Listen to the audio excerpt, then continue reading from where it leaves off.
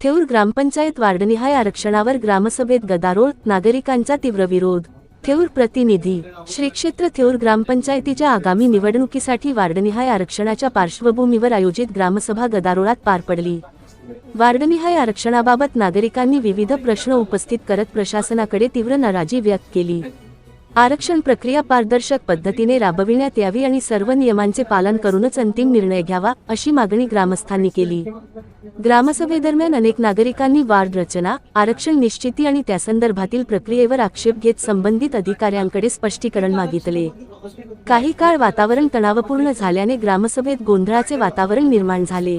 यावेळी ग्रामस्थांनी निवडणूक आयोगाच्या मार्गदर्शक सूचनांनुसार संपूर्ण प्रक्रिया पारदर्शकपणे राबविण्याची मागणी केली। तसेच नागरिकांच्या हरकतींचा योग्य विचार करून अंतिम वार्डनिहाय आरक्षण जाहीर करावे, अशी भूमिका मांडण्यात आली। दरम्यान ग्रामपंचायत प्रशासनाने शासनाच्या नियमांनुसारच प्रक्रिया सुरू असल्याचे सांगत नागरिकांच्या सूचना व हरकती संबंधित वरिष्ठ अधिकाऱ्यांपर्यंत पोहोचविण्यात येतील, असे आश्वासन दिले। वार्डनिहाय आरक्षणाच्या मुद्द्यावरून थेऊरमध्ये राजकीय आणि सामाजिक वातावरण तापले असून पुढील काही दिवसांत या प्रकरणाकडे तालुक्यासह जिल्ह्याचे लक्ष लागून राहणार आहे।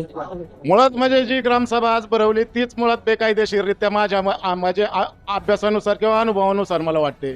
एवढी तातडीची अगदी 16 तासात ग्रामसभा भरवणे हे काय भारत पाकिस्तान युद्ध लागले असा काही विषय नव्हता। इथं फक्त काय आरक्षणाचा विषय होता।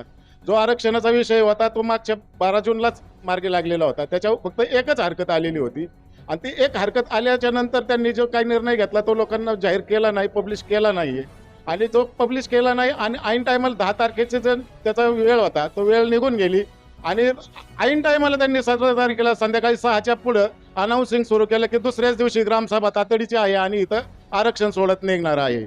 आरक्षण सोडत निघली, एका वार्डापुरती मर्यादित नव्हती किंवा ज्या हरकतीपुरती होती त्याच्यापुरती न काढता त्यांनी संपूर्ण गावाच्या आरक्षणाची सोडत काढली। जी सोडत काढली ती कोणत्याही कायदे म्हणजे नियमाला धरून नाही, प्रत्येक ठिकाणी त्यांनी प्रत्येक वार्डाच्या प्रत्येक जागेसाठी वेगवेगळे निकष लावले।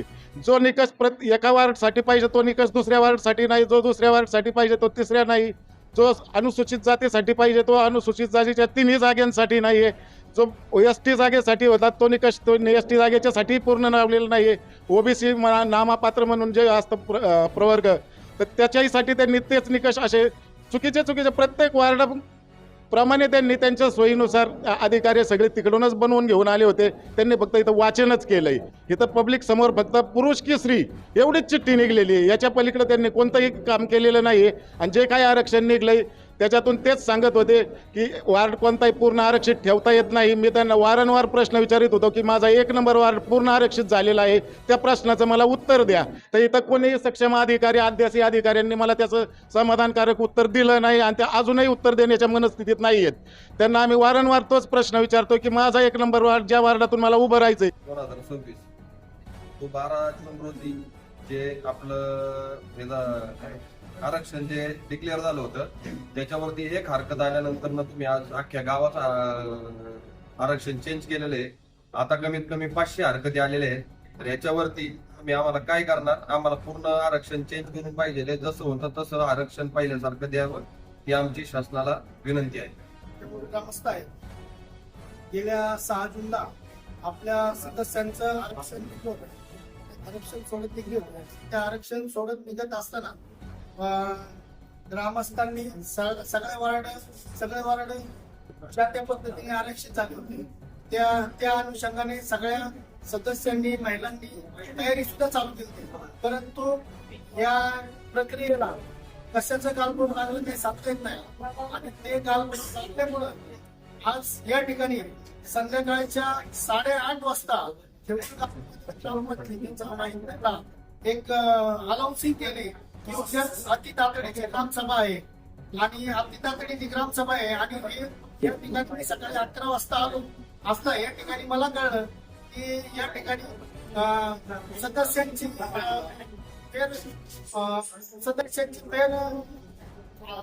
आरक्षण सोडत आहे काय, तर ही प्रक्रिया परत घेण्याचं कारण काय? आज ही प्रक्रिया आज सोडत निघली असता एससी कॅटेगरीचं आरक्षण आमचा वार्ड पुरणपार 4 नंबर होता, पण आज तो वार्ड आम्हाला न देता आमचं आरक्षण वार्ड क्रमांक 6 मध्ये टाकलंय। आता वार्ड 6 मध्ये मी जर असं समजलं की मला जर वैयक्तिक लढायचं असेल निवडणूक, मी लढणार, माझी मुलगी लढणार, आणि त्या ठिकाणी जर मी 6 नंबर मुद्दा फॉर्म भरला तर मला मतदान कोण करणार याची मोठी या ठिकाणी शंका आहे. काय तरी हे जे आरक्षण आता सोडत निघालेली आहे ही पूर्ण बेकायदेशीर आहे.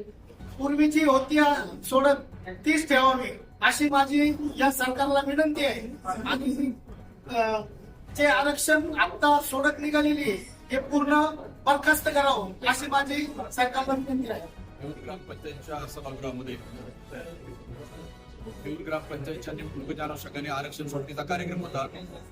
गेल्या 1 महिन्यापूर्वी सगळ्या शासकीय प्रक्रिया पार पडून थिऊर गावाचं आरक्षण निघालं होतं. त्या प्रक्रियेला काही लोकांनी हरकत घेतली. ती हरकत एका वार्डपुरती होती. त्यानंतर परत परवा दिवशी ग्रामपंचायतची नोटीस आली ग्रामसभेची. ती आली संध्याकाळी 6 वाजता, 6:30ला परत डिलीट झाली. परत काल संध्याकाळी 6:30 वाजता शासकीय कामकाजाची वेळ सोडून परत एक नोटीस आली. रात्री 9 वाजता दौंडी फुटली गेली की असा उद्या ग्रामपंचायत आरक्षण शोधण्याचा कार्यक्रम आहे. ज्या लोकांची एका वार्डमध्ये हरकत होती त्या हरकत तुम्ही मान्य करायला पाहिजे होती. पण सगळ्या गावाला तुम्ही विटीस धरून आपल्या भारतरत्न डॉक्टर बाबासाहेब आंबेडकरांची घटना घालून दिलेली आहे आपल्या देशासाठी. निवडणूक आरक्षण असेल किंवा सर्वसामान्य कुटुंबातल्या नागरिकांचे मतदारांचे हक्क अधिकार हे संपूर्णपणे या प्रक्रियेमध्ये आज बाधित झालेले आहेत. संपूर्ण आपल्या थिऊर गावात दलित समाज असेल, मुस्लिम समाज असेल, वसई समाज असेल, ओबीसी समाज असेल, सगळ्या समाजावर अन्यायकारक अशी ही आजची आरक्षण प्रक्रिया या प्रशासनाने पार पाडलेली आहे.